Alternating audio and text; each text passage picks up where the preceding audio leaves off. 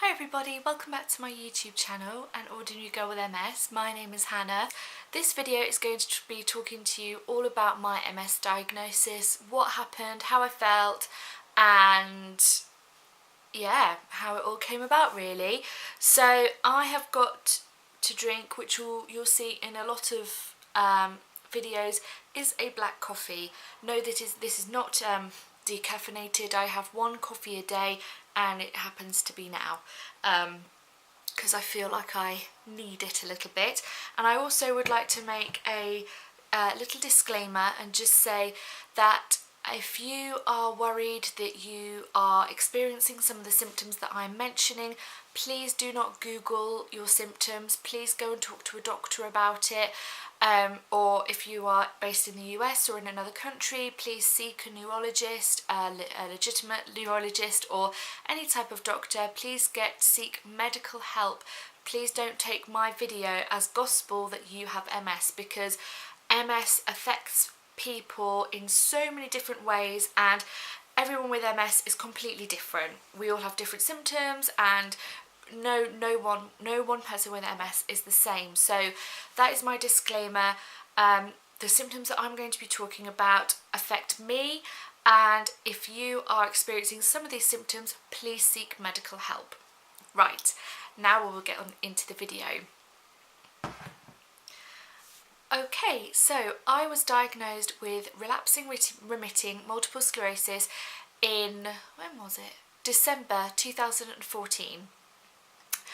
When I first started experiencing symptoms, this was in February to March 2014.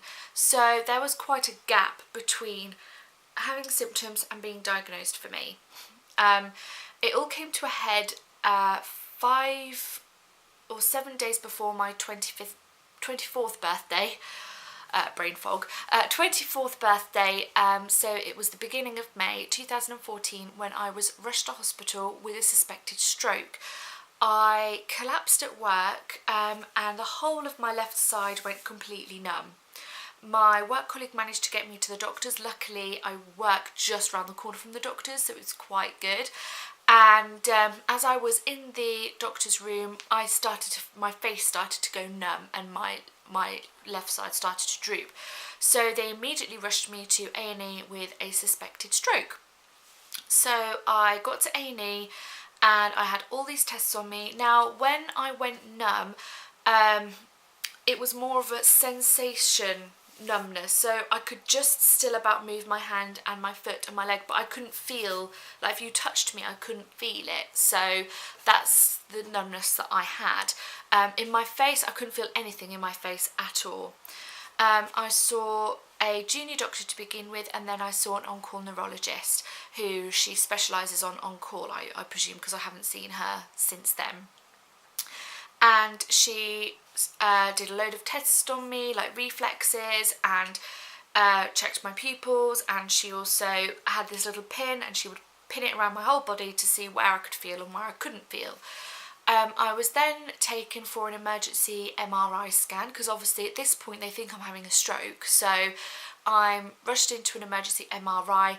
And this was my first experience in an MRI machine, and I'm going to say it now, it feels like you're in a coffin.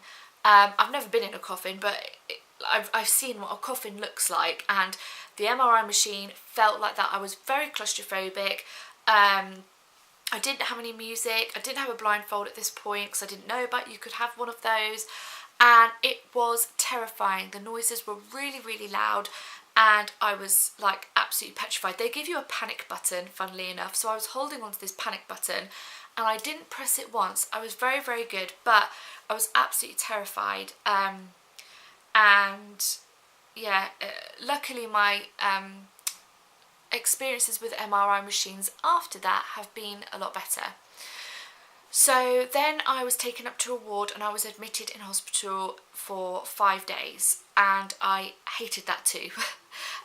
Well, probably I just don't like being in hospital at all, which I'm sure nobody does really.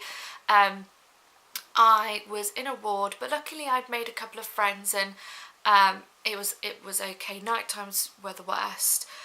while I was admitted in hospital, I had a lumbar puncture, which is where you have a long needle. I don't think it's that long, maybe it is, I don't know, and it goes into the base of your spine where your spinal sac is, and there's spinal fluid in there which link with your brain. So they took some of that out to do tests and investigations. At this point, MS was not in the equation. I didn't know what was going on. I was still numb, didn't know what was going on, but other than that, I was fine. You know, I didn't feel ill. I just was numb. So let's roll on to my last day in hospital, and I had 2 doctors come to visit me. It wasn't the on-call neurologist. I don't know who these doctors were, whether they were junior doctors or I don't know. But they closed the curtains and I was on my own, and they said to me, right, okay, we've got the results back. It's either scarring from a previous infection on my brain and spinal cord or multiple sclerosis. And when they said that, and then they kind of like, you know, oh, well, we'll be back later and blah, blah, blah. And then they just kind of left me on my own with either scarring from an old infection, which by the way was glandular fever, or multiple sclerosis. I'm not lucky, I don't want to say lucky, but I'm fortunate, sort of, that 2 family members have MS. So I kind of knew a little bit about it, but not enough to know how it was going to affect me. Like I said at the beginning, MS affects everybody completely differently. So I was sat in the hospital waiting area in my bed in the ward, and I just completely broke down because the doctors had told me this and then left me on my own, told me a diagnosis I didn't know much about, and then left. That it made me feel awful, like I didn't really know much about it. I was vulnerable because I was by myself and my left side was still numb.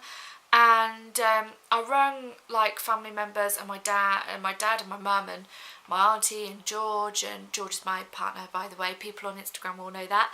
And it was just horrible. I think just the worst part was the fact that I was by myself. Like, that was probably the worst bit. While I was in hospital, I wasn't told a lot of information. Either they didn't really know what was going on with me, or they couldn't say much, but I wasn't told a lot of information.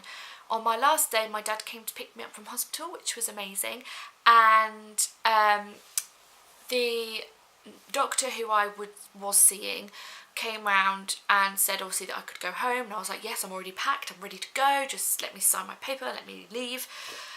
She gave me a high dose of steroids. I don't ask me to pronounce the full name, but I know it was steroids, and basically told me that I'd be contacted by a neurologist in due course, and that was it. That was it. So I go home, and to be perfectly honest, it's a bit of a blur. Like, you're told this, and then it was a blur until about June 2014, when the steroids had healed majority of my left side, but in June I presume it was a relapse, and my left leg went completely, and it was numb, but also I lost control of it, so I was dragging it along. I couldn't walk properly, it just did its own thing, and that was really scary. Like, I'd never experienced, like when my left side went numb, I told you it was just when you touched me, I couldn't feel that. But this time I couldn't even hold my left leg at all. That was dragging behind me. And that's when I saw a female neurologist. It wasn't the same one in A&E, it was a different one. And I saw her, and she was really, really, really nice, and she explained to me about MS roughly in detail, but she said that they can't tell me that I definitely had MS then, because I'd only had one attack. So, and I'm not going to have another MRI until 6 months' time to see whether I've got any new activity going on. So I had to wait 6 months to find out whether I'd been diagnosed with, let's face it, a lifelong incurable illness. So, I mean, I think I took it all on my stride really, because I was kind of like, yeah, okay, whatever, you know, whatever. And like I said, it was a bit of a blur, like the whole time. There were points where I'd have breakdowns and I'd just wouldn't be able to stop crying, and doctors would tell me, oh, it's depression, you're depressed, and blah blah blah. And I always had a gut feeling that something wasn't quite right. You know your own body, you know that when something's not right, it's not right. So December time comes around and I have a second MRI. This time I asked for a blindfold and it was so much better. If any of you are new out there and you're new to all of this, ask for a blindfold. It really helped me. So I had a blindfold, MRI was fine, job's good in. December the 14th, 2014, I was called back to see the neurologist again, the same female neurologist, and that's when I was given my MS diagnosis. She said the lesion on my brain was small, but it was there, so they could give me the diagnosis.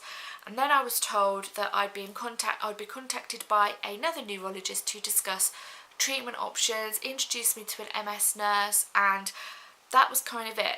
I was kind of left. That was it.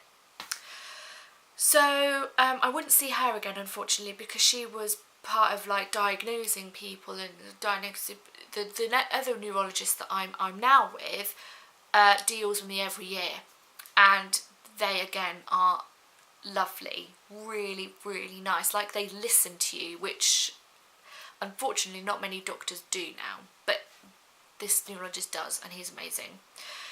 So that's kind of where my story is up to. 2014 was very traumatic.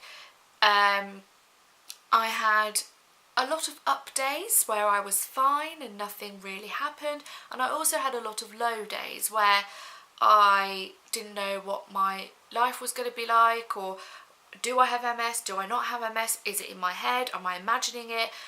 I had so much going on. That's why I think a lot of it was kind of a blur, because I wasn't really thinking much. And then when I got the diagnosis, I felt a massive sigh of relief, thinking, you know, I'm not going crazy, there is something wrong with me, and at least now I know, and now I can deal with it, and we can find a treatment that best suits me. That's it. So that is my diagnosis story. If you have any questions, please feel free to leave them in the comment section bar below. I will also, obviously, like I've said, I'll leave my Instagram and my Twitter feed in the description bar below, or also on the screen as well. So please feel free to follow me on there, which is obviously An Ordinary Girl with MS. Ask me any questions, direct message me, and you know, I'm here to help people. And I've set up this YouTube account and also my Instagram because, like, and I'm sure I will get into this, but there's been a lot of times when I've felt completely isolated and alone, and it's only been in the last couple of years, sorry, I have a blocked up nose, it's only been in the last couple of years that I've found people my age that I can talk to. So please feel free to message me. I'm here to support and help you, and the next video, I hope you enjoy. Give it a thumbs up if you like this one, and I will see you all in my next video. Okay, take care. Bye.